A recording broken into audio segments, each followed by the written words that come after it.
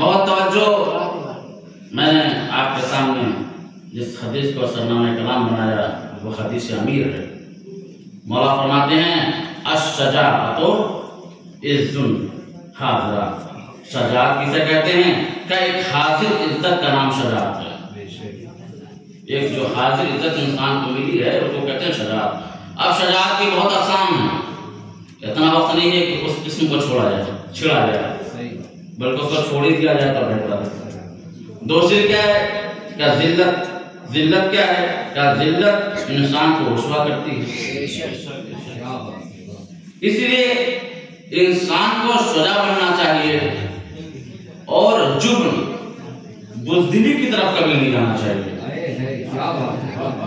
بزدل انسان کامیاب نہیں ہے. یہ حقیقت انسان ہے. اب میں آپ کو تھوڑا قرآن کا سبق کراؤں کہ قرآن نے انسان کی حقیقت کیا بتایا کہ خلق الانسان ضعیفا. ہم نے تو انسان کو ضعیف پیدا کیا.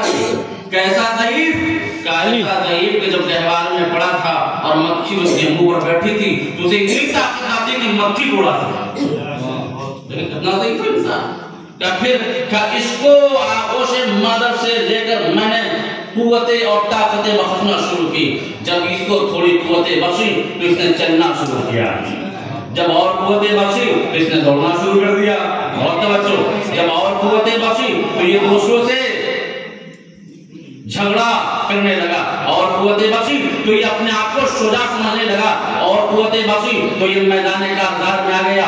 اور قوتیں بخشی تو یہ بیابان میں آ گیا. اور قوتیں بخشی تو یہ بیابان اور صحرا میں آ کر شیر کے حلق میں اپنی انگلیوں کو ڈال کر دو ٹکڑے کر کے بتاتا ہے کہ دیکھو اللہ نے مجھے کتنی شجاعت بخشی ہے.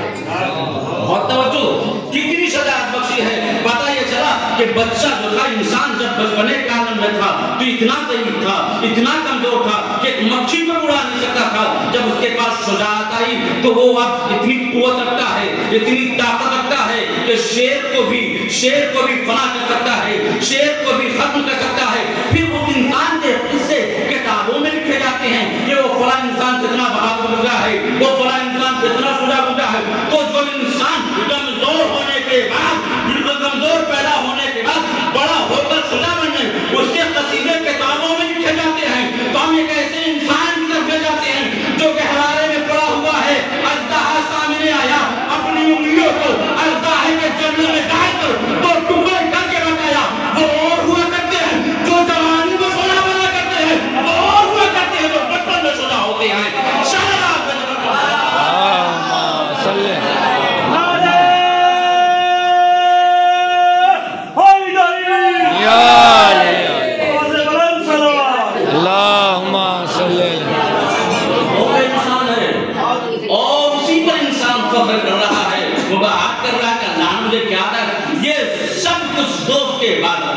دوسری قسم قرآن نے بیان کی. علم الانسان ما لم یعلم. انسان کو تو تعلیم دی گئی ہے, وہ تو کوئی جانتا ہی نہیں تھا. پیدا ہوا تو کتنا شعور نہیں تھا کہ اپنے ماں باپ کو پہچان سکے, اتنا شعور نہیں تھا کہ اپنے شجاعت کو پہچان سکے. قرآن نے کہا میں نے رفتہ اسے تعلیم دینا شروع کیا.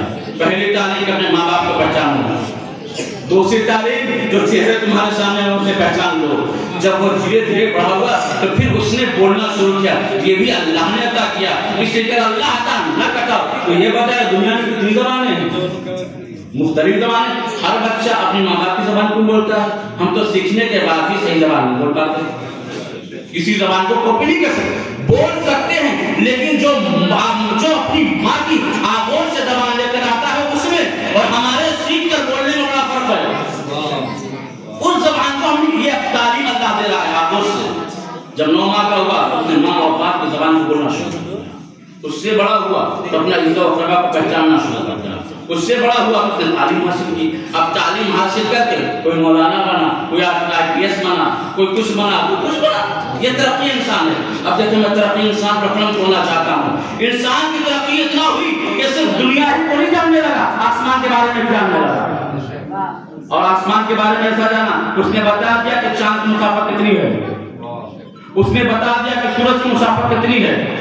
اب جب انسان سورج کی مسافت بتانے لگا ایک مرتبہ لکھنے پر مجبور ہو گیا کہ سورج زمین سے 15 کروڑ کلومیٹر کے فاصلے پر ہے. انسان نے اور علم حاصل کیا کہ سورج کی روشنی زمین پر 8 منٹ 20 سیکنڈ میں آتی ہے.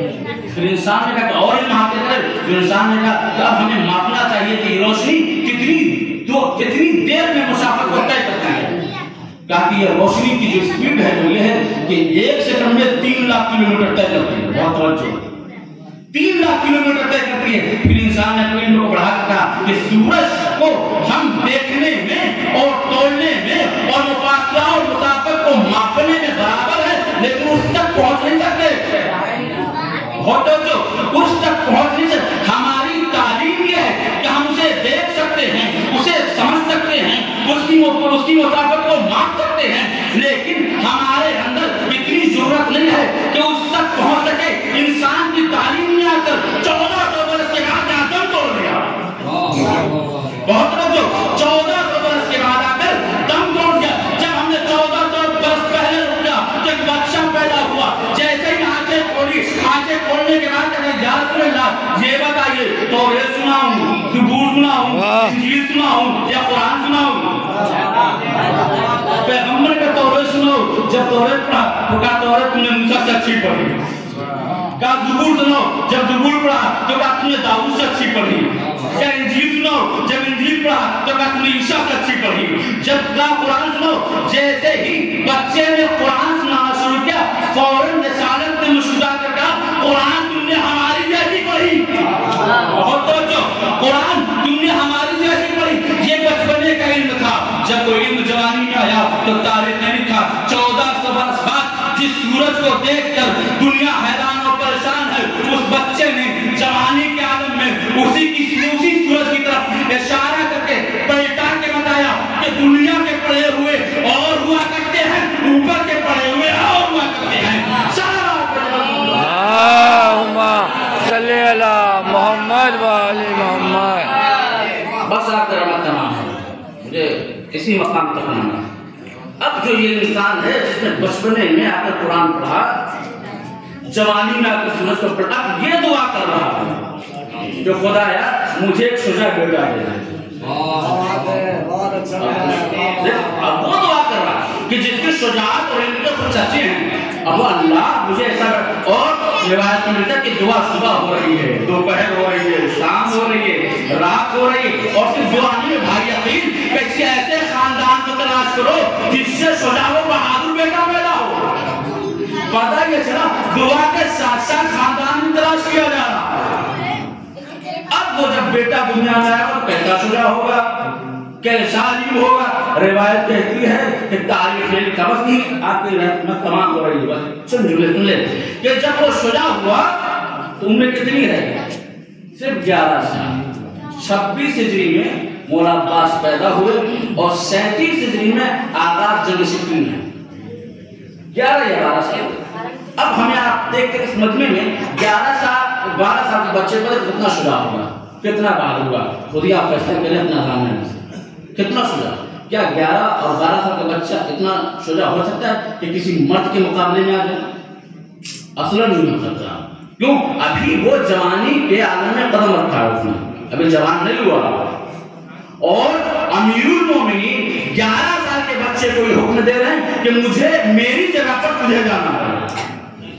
پتہ یہ چلا کہ شجاع پہچانتا ہے کہ شجاع کون ہے.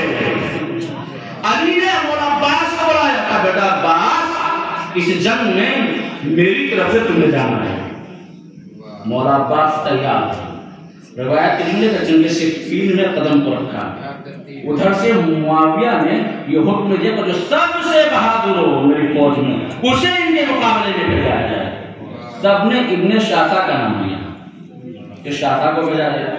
شاخا نے کہا کہ کیا معاویہ کو شرم نہیں آتی کہ مجھے ایسے کے مقابلے میں بھیج رہا ہے؟ ارے میری بہادری اور شجاعت کے تو چرچے ہیں, میں تو ہزاروں کو پچھاڑ دیا کرتا ہوں, ان کے لیے میرے بچے ہی کافی ہیں.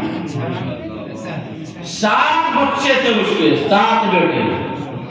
کہا بچوں تمہیں آج میری طرف وزن کرنا ہے. روایت میں ایک بڑھا, مولا عباس اس کے 2 ٹکڑے کیے, دوسرا بڑھا اس کے 2 ٹکڑے کیے, تیسرا بڑھا اس کے ٹکڑے. 7 بچوں کو جہنم نصیب کیا.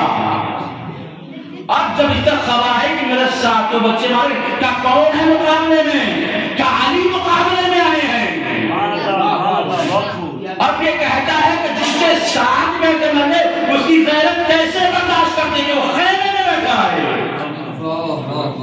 فوراً کہا کہ میرے رہوا کو باہر آ جائے.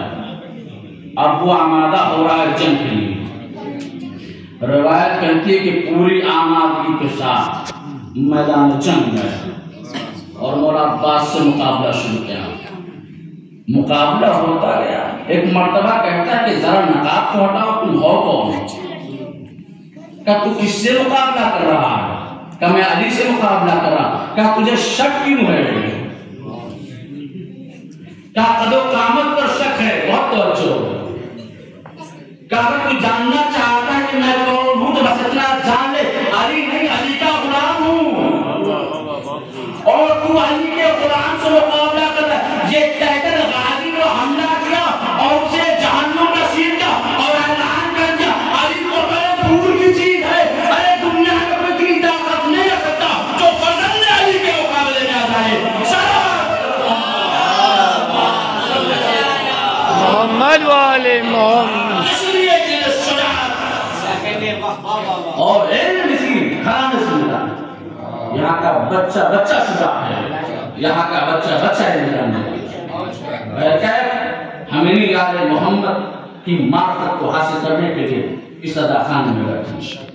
تو ہمارا مقصد یہ ہونا چاہیے کہ جب بھی ہم ادا خانے میں آئیں تو اپنے ائمہ و معصومین کو پہچاننے کی کوشش کریں. اور اسی جملے پر میں دعا کرتا ہوں کہ خدا رب العالمین ہمیں اتنی توفیق دے کہ ہمارا بچہ دلال بنے.